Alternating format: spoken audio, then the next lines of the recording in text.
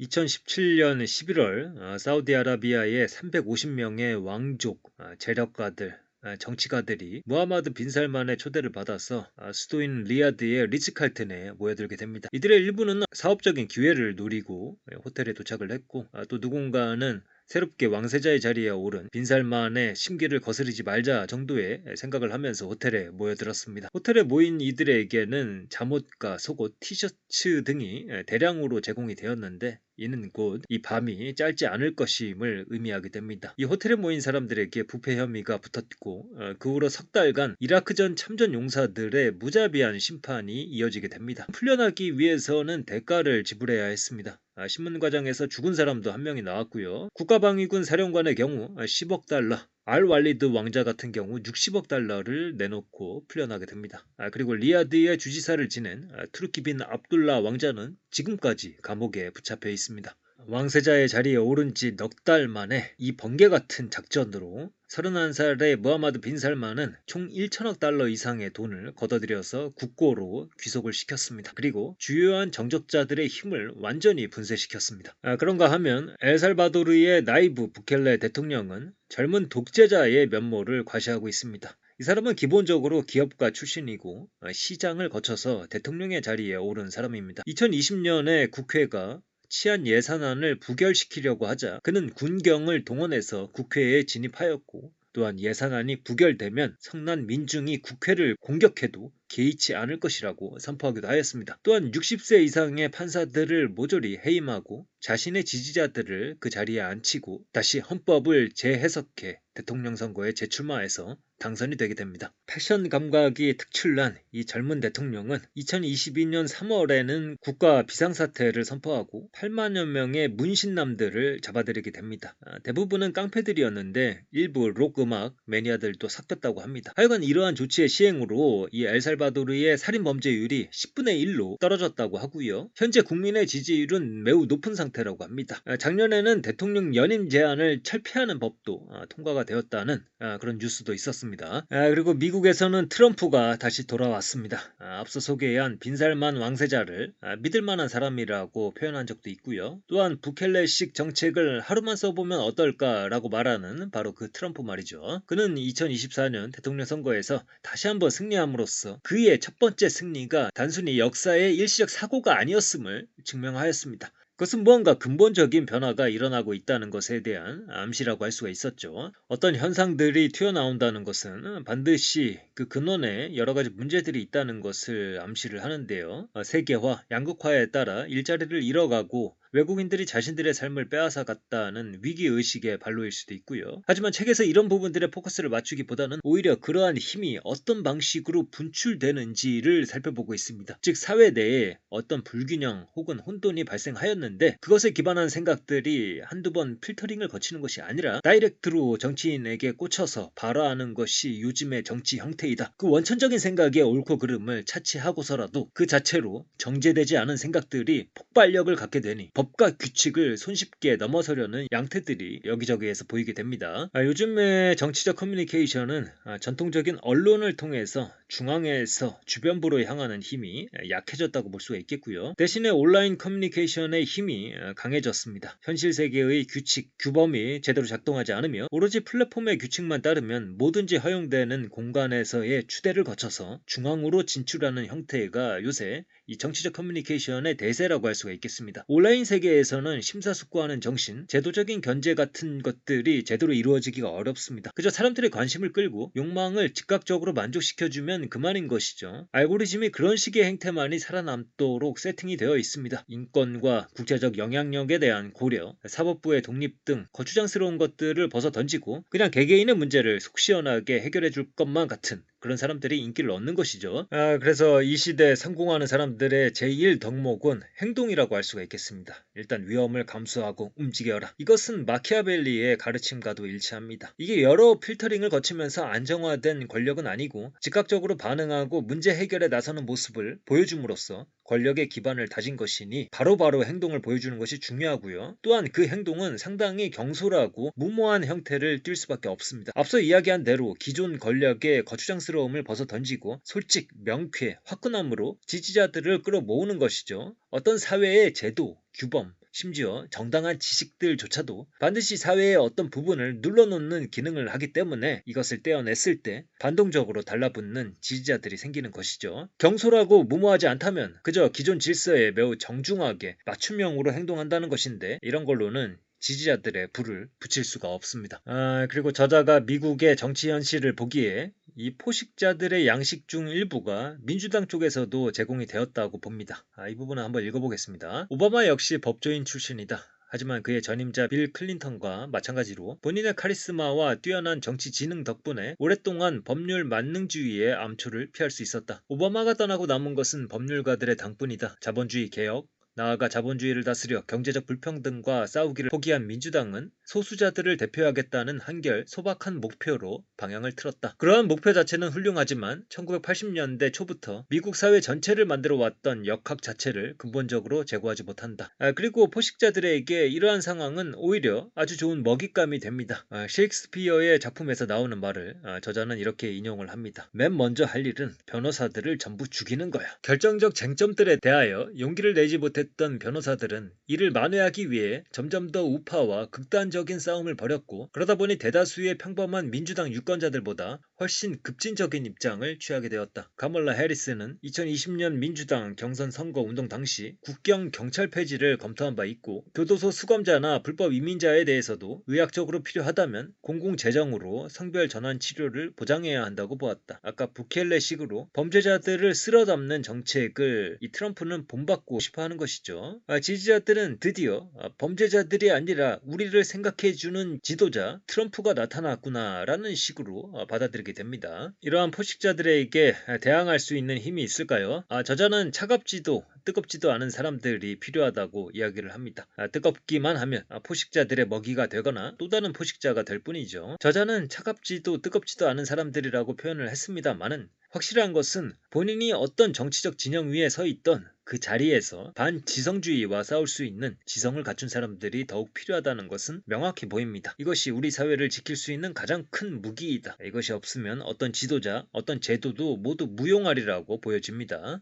그리고 이러한 지성을 채우는 방법 중에 하나가 헨리 키신저의 말대로 역사를 공부하는 것일 수도 있겠습니다. 역사를 공부하지 않으면 방향을 잃는 것 같습니다. 그냥 그때그때마다의 현실 창조만이 있을 뿐이니까요. 역사 속에서 숙고된 가치도 없고 실패와 아픔 속에서 만들어낸 규칙을 지켜야 할 필요도 못 느끼게 됩니다. 그래서 오소는 이렇게 생각을 합니다. 역사를 공부하는 것은 일종의 잔소리 같은 것이다. 잔소리를 듣지 않으면 그 다음 세대는 그냥 몸으로 때우면서 배우는 수밖에 없습니다. 전쟁이 일어나고 보니 사람이 많이 죽고 매우 비참한 일이더라 라는 것을 겪어봐야 아는 것이고 그 경험 위에서 다시 규칙, 제도, 가치관을 만들어 가겠죠. 하지만 인간이라는 게 인간인 이유는 굳이 직접 경험하지 않아도 알 수 있는 이성을 갖고 있기 때문에 인간인 것 아니겠습니까? 그래서 이런 역사 공부도 반지성주의에 대응할 수 있는 한 방법이다. 이런 생각을 합니다. 또한 기본적으로 대화하려는 자세 혹은 소통 창구가 있다면 희망이 될 수도 있겠습니다. 다음은 유엔에서 진행되는 소통에 관한 이야기입니다. 늘 그렇듯 회담은 새 수준에서 진행된다. 패제시키한 대통령은 총회 연단에서 한 번 더 늘어놓게 될 장광설을 읊는다. 그동안 회의실 밖에서 경호원들은 앞에서 묘사한 유의 티격태격에 여념이 없다. 그렇지만 이렇게 고착된 의례에서 의례 그렇듯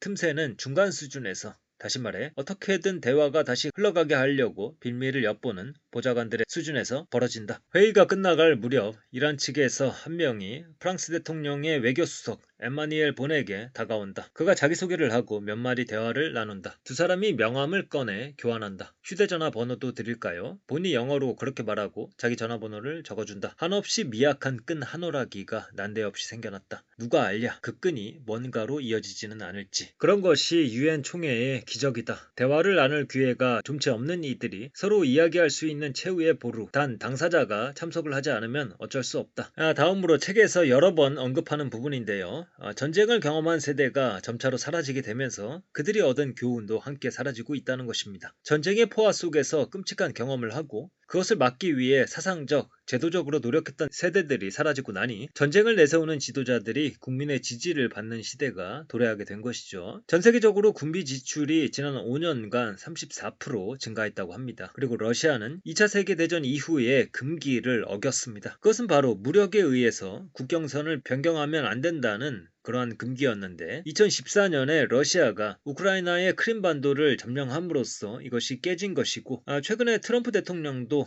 베네수엘라의 군사작전을 감행해서 마두로 대통령을 체포해서 압송한 적이 있었죠. 그래서 거듭 말씀드리지만 사안의 옳고 그름을 세세하게 따지지는 않더라도 그냥 현상적으로 이런 일들이 벌어지고 있고 이것이 정복자들의 시대가 도래했다는 것을 의미한다. 그리고 힘의 시대이고 또 전쟁을 크게 개의치 않는 시대이다. 미국 대사로 임명되는 사람들은 과거에는 대부분 직업 외교관들이었으나 요즘은 트럼프 대통령의 정치적 후원자들로 채워지고 있다고 합니다. 국가 간의 일을 담당하는 최일선 분야에는 직업 외교관들이 사라지고 또 첨언하자면 정당의 경우에도 극단주의자들에 대한 게이트키퍼 기능을 잃어가고 있고 권력에 대한 여러 가지 견제 장치들이 벗겨지고 있는 것이 아닌가 이런 생각이 들고요. 무엇보다 유럽에서도 차분한 외교적 노력을 이야기하는 사람들은 순진하다, 비겁하다고 비난을 받게 되는 것이 작금의 현실입니다. 독일의 메르켈, 이탈리아의 프로디 총리 같은 사람들은 그저 과거의 사람일 뿐입니다. 외교적 대화, 협상은 사라지고 유엔 같은 기구는 무력화되어서 홍보용으로 전락하고 오로지 단선적 세계관을 소유한 사람들의 일방적 공격만이 만연한 세상으로 가고 있다고 볼 수가 있겠습니다. 전쟁은 기본적으로 내부의 에너지 혹은 모순, 혼돈을 바깥으로 전이시키는 행위이기는 합니다. 요 사이의 문제는 그것을 거리낌 없이 행하는 포식자들이 늘었다는 것이 문제이겠습니다. 제도적인 견제, 세계대전에 대한 기억이 희미해지는 것 이외에도 전쟁을 손쉽게 선택하도록 만드는 데에는 비용적인 측면이 존재를 합니다. 전쟁사에서는 방어기술이 공격기술보다 빠르게 발전하는 시기가 존재를 합니다. 이 시기에는 평화가 자리를 잡습니다. 예컨대 포병 전술이 사용되던 시기에 성곽의 건축 기술이 발전하자 전쟁이 끊겼던 시기가 대표적입니다. 하지만 요즘에는 공격 기술이 빠르게 발전하였고 또 그 비용이 방어 기술보다 훨씬 저렴하다 보니 공격에 대한 유인이 더 생겼다고 볼 수도 있겠습니다. 100억 달러짜리 항공모함은 1,500만 달러짜리 초음속 미사일 두세 발로 격침이 될 수가 있고 200달러짜리 드론을 격추하려고 300만 달러짜리 미사일이 사용되는 현실입니다. 거기다가 사이버 공격, 화학무기의 제조 또한 비용이 그다지 많이 들지가 않습니다. 이런 상황에서 오픈 AI는 자사의 새 모델이 핵무기, 화학무기, 생물학 무기 등의 제작에 악용될 수 있는 위험을 높일 수 있다는 것을 인지하였지만 아무런 견제장치 없이 그대로 제품을 출시하였고 또 이에 대한 규제를 전혀 받지 않았습니다. 하여간 공격자의 비용이 날이 갈수록 더 떨어지고 있어서 수틀리면 공격한다에 대한 진입장벽이 낮아졌다고 볼 수가 있겠습니다. 그래서 이것은 전쟁을 유발하는 환경 중에 한 요소라고 보시면 되겠고요. 그러면 자연스럽게 테크 기업의 포식자들에 대한 이야기로 넘어가도록 하겠습니다. 한때 페이스북 이용자 수천만 명의 개인정보 유출로 세계를 떠들썩하게 했었던 케임브리지 애널리티카의 CEO 알렉산더 닉스에 관한 이야기입니다. 저자가 미국 시카고에서 그와 마주친 적이 있었습니다. 그는 부자들에게 둘러싸여서 자사의 사업 모델을 설명하고 있었다고 합니다. 영화관에서 콜라를 더 팔고 싶으면 어떻게 해야 할까요? 보통의 광고 홍보사들은 판매처를 늘리던가 포스터나 광고를 통한 노출을 늘리는 전략 등을 제시하겠지만 그런 것은 사실 하나도 소용이 없다고 설명하였습니다. 콜라는 목말라서 마시는 것이다. 그렇다면 영화관의 온도를 높이면 된다. 콜라를 마시고 싶게 만드는 것이죠. 이것은 하나의 예일 뿐입니다. 그것이 윤리적으로 옳은 것이냐 여러 가지 효용을 따져봤을 때 고객에게도 최종적인 이득이 있느냐가 아니라 순전히 회사의 이익 관점에서만 접근하는 것이죠. 케임브리지 애널리티카는 이후에 문을 닫았습니다만 이런 식의 원리는 온라인 플랫폼들에게도 그대로 적용될 수가 있습니다. 온도를 올릴 수 있는 주자만을 노출시키는 행태를 보이기 때문이죠. 온도를 올려서 콜라를 사게 만들듯이 뜨거운 주제들을 노출하여 클릭률과 참여도를 높이는 방식입니다. 이런 온라인 플랫폼에서 마주치는 정보들은 결코 객관적인 정보일 수 없고 세계를 그대로 보여주는 거울도 아닙니다. 현실을 접하지 않고 이 플랫폼만을 현실과 접속하는 기회로 삼는다면 그 사람의 시각은 필터 버블 속에서 왜곡되고 확대 재생산될 것입니다. 온라인 플랫폼을 사용하는 양태는 이런 식인 것 같습니다. 2022년 프랑스 대선에 나온 우익 정치인 에릭 제무르는 나는 믿는 것만 봅니다 라는 말실수를 했습니다. 내가 믿는 것만 본다라는 식은 편을 갈라놓고 상대편을 자양분 삼아 크는 형태일 수밖에 없는 것 같습니다. 다른 사람과의 만남 혹은 의견 교환을 이미 정해놓은 틀 안에서 먹잇감으로만 바라보지 그것을 자신의 모델을 수정할 기회로 삼지 않기 때문이죠. 그래서 폐쇄적인 재규성입니다. 이런 상황에서는 극단의 정치가 계속될 수밖에 없겠습니다. 상대방의 말을 들을 줄 아는 균형 잡힌 사고를 가진 시민들이 필요합니다. 이런 사람들이 균형 잡힌 지도자들을 뽑고 또 균형 잡힌 체계와 제도를 만들어가게 될 것입니다. 하여간 이 테크 기업의 CEO들에게는 온도를 높이는 것이 중요합니다. 진실인지 아닌지는 중요하지 않고 혼돈을 일으키고 파급력을 갖는 것이 이들에게는 중요합니다. 혼돈은 단순히 무기가 아니라 그들의 본질적인 자양분입니다. 이들이 보이는 공통적인 행동 중에 하나는 기존의 전통적인 전문가 엘리트들을 적대시한다는 것입니다. 자연스러운 흐름인 것 같습니다. 이런 사람들은 뭔가를 추진하는 데 있어서 방해가 된다고 생각을 할 테니까요. 그리고 이전에는 이런 마음을 마음속에 품고 있어도 상당수의 테크 CEO들이 자신들의 마음을 숨겼었는데 요즘에는 전통적인 정치인들보다 자신들이 한 수 위라는 것을 마음껏 과시하고 있습니다. 이제 대놓고 이빨을 드러내도 오히려 그것이 통하는 세계입니다. 이것은 힘이 역전되었다는 것을 보여주는 것이기도 합니다. 예전에는 기업인들이 정치적인 문제에 대해서 그렇게 선명하고 과격하게 의견 제시를 하지는 않았던 것 같아요. 에릭 슈미트 때만 해도 좀 더 우아하게 포장이 들어갔었는데 이제 일론 머스크로 상징되는 이 시대에는 좀 더 거리낌이 없는 것 같습니다. 그리 극단적이지 않은 정치인들, 소위 중도파 정치인들은 이런 테크 권력에 적극적으로 올라타거나 혹은 겁을 먹은 채 그저 모른 척하고 있습니다. 전 미국 부통령 엘 고어는 백악관에서 인터넷 관련 사안들을 관리하다가 이후에는 애플과 모 벤처 투자사에서 일함으로써 수억 달러를 벌어들였습니다. 전 영국 부총리 닉 클레그는 마크 주커버그의 수석 로비스트가 되어 테크 권력에 올라탔습니다. 그리고 트럼프가 재선에 성공한 직후 일반 집사처럼 가차없이 잘렸다고 합니다. 이렇게 테크 권력이 가차없는 모습을 보여줄 수 있다는 것은 아까 말씀드린 대로 변화된 권력 지형을 보여주는 것이다. 이 힘과 더불어 테크 권력의 권력 의지는 무한하니 쓸모없거나 거추장스럽다고 생각이 된다면 기존의 정치인들, 부족장들 정도는 얼마든지 날려버릴 수 있는 것입니다. 그리고 상황을 더 심각하게 만드는 것은 이 테크계의 포식자들이 탄생시킨 AI라는 또 다른 성격의 권력이 등장했다는 것. 인간의 수단으로서, 자동화로서의 기술이 아니라 인간의 목적 설정을 대신할 수 있는 기계의 탄생입니다. 그런데 이 기계의 결정사항은 알기가 어렵습니다. 인간에게 요구되는 것은 AI를 그냥 신뢰하라는 것이죠. 네가 이해하지 못해도 나의 예측을 믿으라. 내 판단이 그 어떤 정치인과 기업인의 판단보다 나으리니 현재의 AI는 독선적인 형태의 권력자의 모습으로 등장하고 있습니다. 오히려 우리 시대를 고대의 신을 믿던 시대로 이끄는 그런 면모가 있습니다. 생각해보면 테크 기업이 제공하는 최적화의 본질은 그 시작이 개개인이었을지는 모르겠으나 그 다음에는 그 데이터의 일부를 떼어내서 형식화함으로써 그 후로 그때그때의 개인의 욕망을 반영하지는 않습니다. 따라서 자율적이지 않은 측면이 있는 것이고 예외성, 우발성, 모험이 끼어들 여지가 줄어든다고 봐야 되겠습니다. 노동자가 기계로 대체되고 배달원이 점점 기계로 변해간다지만 지금은 사무직, 공무원, 심지어 자유전문직으로 분류되었던 직종에도 동일한 현상이 나타나고 있다. 이미 가까워진 미래에는 의사, 회계사, 변호사도 AI의 지시에 따르는 게 기본이 되고 만약 AI의 지침에서 벗어난 결정을 내릴 경우 그들은 자기를 정당화해야 할 것이다. 가장 강성한 자들은 뭔가를 도모할 여지가 있겠지만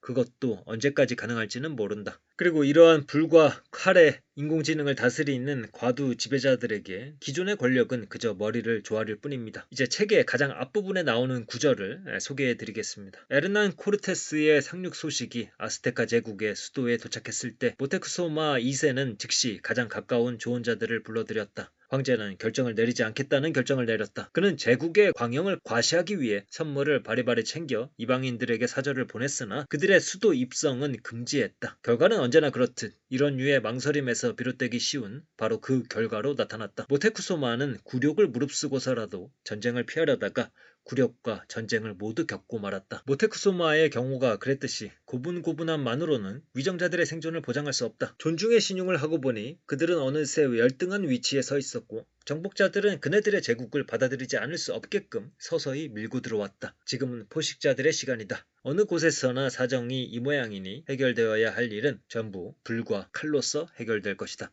그리고 이 책의 마지막에는 싸움은 끝나지 않았다라는 제목이 붙어 있습니다. 파리 근처에 있는 인구 1만 4천 명의 코민 리웨생이라는 곳에 비상이 걸렸습니다. 갑자기 어느 날 아침부터 파리로 향하는 수천 대의 차량이 이 도시의 중심과 평화로운 주택가를 가로지르기 시작한 것이죠. 이 차량들은 어린이집과 학교 앞에서도 속도를 늦추지 않았습니다. 원인은 웨이즈였습니다. 바로 운전자들에게 최단 경로를 안내하는 구글의 애플리케이션이었죠. 이 앱은 1분 1초라도 시간을 절약할 수 있는 최단 경로에만 신경을 썼지, 그것이 주택가를 향하던 어린이집에서 속도를 내던 다른 요소들을 감안하지 않습니다. 이 작은 도시의 자치단체장 미셸 비송은 오래전 자신의 지역에 데이터 센터를 유치한 최초의 자치단체장 중 한 사람이고, 또 게임을 즐기고 웨이즈 같은 앱을 기꺼이 사용하는 그런 사람이었습니다. 한마디로 첨단 기술에 대해서 거부감을 갖는 사람이 아니라는 것이죠. 그러나 이 문제는 달랐습니다. 자신의 마을에서 사람들의 삶을 망가뜨리는 현상이 벌어지고 있었기 때문에 그냥 가만히 두고 볼 수는 없는 일이었습니다. 곧 속도를 늦추기 위해 속도 제한을 걸고 신호등을 설치하는 등의 조치를 취했지만 불행히도 큰 효과를 보지는 못했습니다. 그는 웨이즈의 담당자들에게 연락을 취하려고 했으나 연결이 쉽게 되지는 않았습니다. 그는 곧 이 앱이 네티즌들의 자발적인 지도 제작에 의존한다는 것을 알게 되어 이 지도 제작자들과 만남을 가졌습니다. 이들은 마을에 어떤 문제가 생기고 있는지에 대해서 공감을 표하기는 했지만 최단 경로의 맵을 만드는데 자료를 제시하는 것을 거부할 수는 없다고 보았습니다. 정확한 최단 경로에 왜곡은 있을 수 없다라는 것이죠. 미셸 비송은 결국에 아직 남아있는 견제 권력 중에 하나라고 할 수가 있는 언론에 이 일을 터뜨렸습니다. 그제서야 웨이즈의 하급 직원 몇 명을 만날 수가 있었습니다. 하지만 그들이 예의 있게 받아 적는 모습을 지켜본 후에 그는 이것이 그냥 요식 행위이고 그들이 진정으로 이 문제를 해결할 의지는 없다는 것을 알게 되었습니다. 그냥 이건 플랫폼 기업의 작동 방식이 아니었기 때문에 그들의 요청은 받아들여지지 않는 것이었습니다. 미셸 비송은 최소한의 조치로 초등학교나 병원 쪽으로 차량이 몰리지 않게끔 그렇게만 해달라고 요청을 했지만 이에 대한 대답도 돌아오지는 않았습니다. 여기서 다음과 같은 구절로 책은 끝을 맺고 있습니다. 리웨생 자치단체장이 미소를 짓는다. 싸움은 끝나지 않았다. 지난번 영상에서 살펴본 책 브레이크넥에서는 미국이 제조업 투자를 기피하고 디지털 플랫폼에 투자해온 경향을 비판하면서 미국의 제조 역량을 다시 살려야 한다고 강조를 했습니다. 예컨대 전쟁은 인공지능만으로는 할 수가 없다. 무기와 군수물자의 생산이 필요하다는 관점이었습니다. 그리고 따로 살펴보지는 않겠지만 알렉스 카프의 기술공화국 선언이라는 책에서는 테크 기업들이 온라인 광고, 소셜미디어, 채팅 서비스, 음식 배달 서비스 등 소비자 시장에만 집중하면서 그들이 기술 제국을 세우는데 토대가 되어준 국가적인 과제나 정부의 사업을 외면하고 있다고 비판하기도 합니다. 특히 군사 분야에 인공지능 같은 기술들을 적용하는데 실리콘밸리의 인재들이 거부감을 갖는 것에 대해서 비판하는 내용들이 눈에 띕니다. 한편 오늘 살펴본 포식자들의 시간은 테크 기업을 새로운 시대의 포식자 권력의 한 축으로 표현을 하면서 방향을 묻지 않으며 목적 달성을 위해서는 결단과 속도만을 강조하는 이 마키아벨리적 사고방식을 갖고 있다라고 하여 비판하고 있습니다. 이 모든 메시지들을 어떻게 녹여낼 것인가 라고 했을 때 가장 큰 변화로 볼 수가 있는 것은 포식자들의 시대, 힘의 시대가 도래했다는 것은 틀림없어 보입니다. 그리고 그 시대적 경향 속에서 살아남기 위해서 제조업을 키워야 한다, 혹은 지켜야 한다, 또는 이 AI 기술, 소프트웨어 기술들을 국가적인 과제에도 사용해야 한다. 소비자 시장만이 아니라 정부의 과제에도 힘을 쏟아야 된다. 이런 의견 등을 융합을 시킬 수가 있겠고요. 그리고 이 모든 과제들을 해결해낼 수 있는 힘은 결국에 그 나라의 국민들에게 있다는 그런 원론적인 생각이 듭니다. 개개인의 자율성을 존중하면서도 국외의 포식자들에게 잡아먹히지 않게끔 그 자신들도 힘을 키우고 힘을 또 모으려면 그 국민들이 얼마나 지혜로워야 하는가라는 생각을 하게 됩니다. 그래서 이 줄리아노 다 엠폴리의 포식자들의 시간, 이 책은 아주 얇은 책인데요. 소설가이기도 한 저자가 세계 각국의 정치인들을 만나고 또 자국의 총리들을 수행하면서 생각을 전개한다는 것이 조금 차별점이 있는 책이었습니다. 즉 문학가의 통찰력을 가지고 실제 현실 정치에 발을 담궈서 그 세계를 살펴본다라는 것이죠. 그래서 이 소위 말하는 필력이 있는 작가라서 연휴 기간에 즐겁게 읽었던 것 같습니다. 그러면 오늘 영상은 이것으로 마치도록 하겠습니다. 감사합니다.